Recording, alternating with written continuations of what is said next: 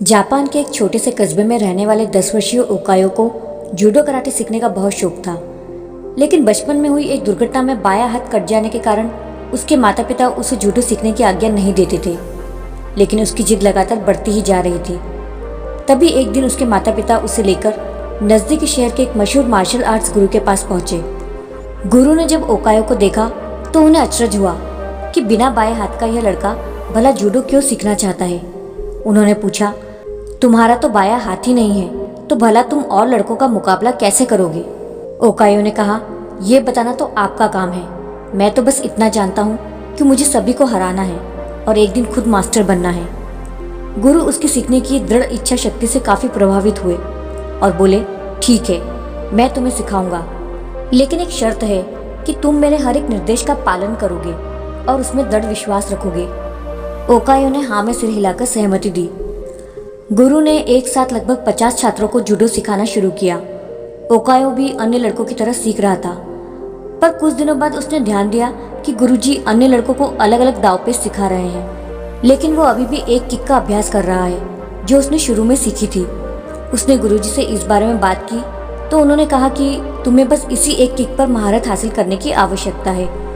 समय बीतता गया और 8 साल बीत गए, लेकिन ओकायो एक ही किक का अभ्यास करने पर जुटा रहा।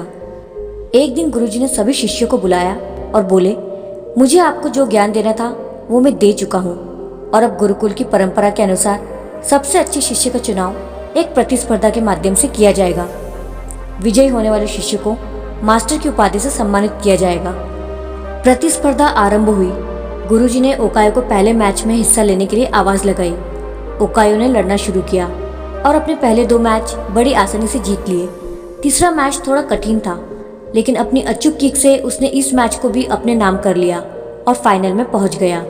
इस बार विरोधी कहीं अधिक ताकतवर, अनुभवी और विशाल था। उसे देखकर ऐसा लगता था कि ओकायो उसके सामने 1 मिनट भी टिक नहीं पाएगा। शुरुआत में ओकायो को यह मैच जीत पाना असंभव लगा, लेकिन मौका पाते ही उसने अपनी किक का इस्तेमाल किया और विरोधी को धराशायी कर दिया और ओकायो विजेता बन गया। ओकायो अपनी जीत पर आश्चर्यचकित था कि सिर्फ एक मूव से उसने मैच कैसे जीता। तब गुरुजी ने उससे कहा कि तुम ये मैच 2 वजहों से जीते हो। पहली वजह कि तुमने जूडो की एक सबसे कठिन किक पर अपनी इतनी मास्टरी कर ली कि शायद ही इस दुनिया में कोई और ये किक इतनी दक्षता से मार पाए। दूसरी वजह कि इस किक से बचने का एक ही उपाय है और वो है विरोधी के बाएं हाथ को पकड़कर उसे जमीन पर गिराना, जो तुम्हारे साथ संभव नहीं था। तब ओकायो को समझ में आया कि उसकी सबसे बड़ी कमजोरी को आज उसने अपनी सबसे बड़ी ताकत बना लिया है। दोस्तों, हर किसी के पास 2 विकल्प होते हैं, या तो वो जो चीज़ नहीं है उसका अफसोस करके रोता रहे, या उसी कमी को अपनी ताकत बनाकर एक मुकाम बनाए।